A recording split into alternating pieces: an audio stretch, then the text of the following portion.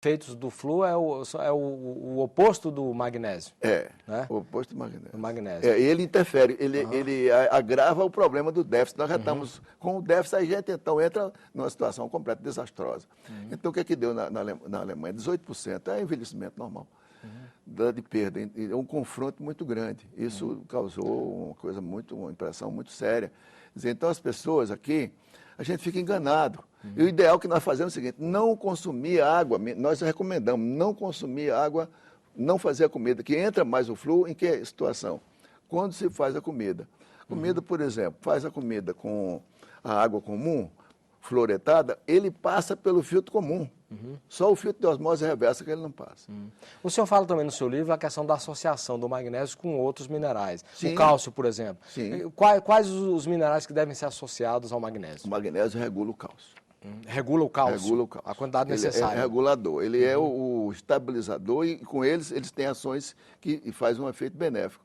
Esse casamento gera que efeito benéfico? Construção, digamos, se eu fazer um muro, o senhor coloca os tijolos, mas precisa da argamassa. A argamassa é o magnésio, os tijolos é o cálcio. E outros minerais também são essenciais no processo, é um processo mais complexo. Sei. Vitamina K, o bóron, isso é um conjunto. Então, sei, o magnésio desempenha um papel chave, como ele disse, é o maestro da orquestra. Os outros são figurantes, mas tem que ter, sem o magnésio não tem energia. Certo. Não tem as enzimas para fechar o complexo. Então, a gente precisa saber mais esse aspecto para diminuir o déficit que existe na grande parte das pessoas. A pessoa dorme mal e tal. Quer dizer, o déficit de magnésio, vamos retomar aqui o fio da meada. O déficit de magnésio pode provocar o ataque cardíaco, insônia, ataque cardíaco, Alzheimer. Alzheimer, ele também participa do processo. Participa porque é um processo mais complexo. Tem um negócio que mais doenças a carência do flúor, por exemplo, diabetes, agrava também quando o magnésio está baixo. Nós tendemos, com a alimentação nossa, com excesso de carboidratos e tudo, a diminuir a nossa insulina, ficar com dificuldade, há uma resistência insulínica. O magnésio, aumentando a ingestão dele, ele aumenta a sensibilidade, ele torna a insulina mais acessível e a colocação, o trabalho da insulina é mais bem feito, ele coloca a glicose dentro da célula. Eu queria que a gente fechasse um pouco para dar uma orientação para o telespectador, questão de hábitos. Que hábitos ele deve evitar que reduza, que vá estragar esse equilíbrio mineral no corpo humano? Que hábitos, por exemplo? Hábitos, por exemplo, beber sem ter o reparo, como ele falou, sem ter. Tem que ter um magnésio no meio da história. Não abusar de bebida, porque pode dar o problema. Bebida alcoólica, o senhor fala. Bebida alcoólica.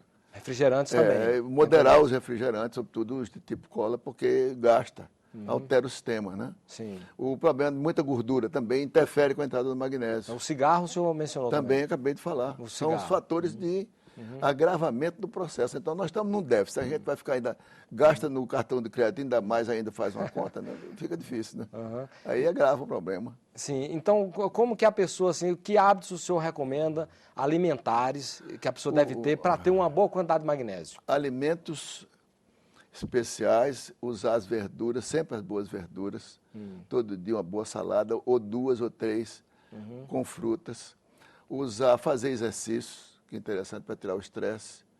Nos casos mais difíceis, consultar o médico ou nutricionista para orientar a alimentação, porque cada pessoa tem um determinado tipo que precisa de orientação individual, personalizada, né? Então, isso aí fecha a recomendação. E fazer um tipo de exercício que também tire o estresse, que é interessante. O estresse aumenta o gasto do magnésio. Quem está estressado está com magnésio saindo perdendo na urina. Magnésio. Perdendo na urina. E em termos de alimentação, o senhor falou aí verduras, saladas. Sim, claro, e os peixes? Como é que o senhor... Os peixes são interessantes. Os peixes, sobretudo o peixe de água marinha. Os peixes que têm também o ômega 3. O da água marinha tem mais magnésio do que o de água doce? Tem mais. Tem mais. Quanto mais? Tem mais, o teor chega a ser quase 30%, 40% mais. Ele tem por causa da fonte dele, né? Ele trabalha com... E tem as propriedades dos peixes de água fria. E nós vamos recomendar, além do salmão, que nós dizemos, o salmão muita gente fala, mas o salmão, nós falamos do salmão verdadeiro, não é o salmão de criatório. Entendeu? Porque é diferente por causa da ração, né? Enorme. Aquilo ali é natural. Ele tem das algas, que tem justamente aquelas propriedades do ômega 3. Né? Então, eu aconselharia a cavala, o atum e a sardinha. Agora, a sardinha, aqui para nós, sardinha feita sem água fluoretada, porque se fizer com água fluoretada, destrói o meio da história. Doutor Veloso, nós estamos chegando ao final do nosso programa. Eu queria, finalmente, que o senhor abordasse duas questões de uma forma mais rápida, que é, primeiro, a questão da intolerância. Se há algum organismo que tem intolerância para com o magnésio, assim como tem com o ovo, com o leite, se existe isso. Né? E também a questão...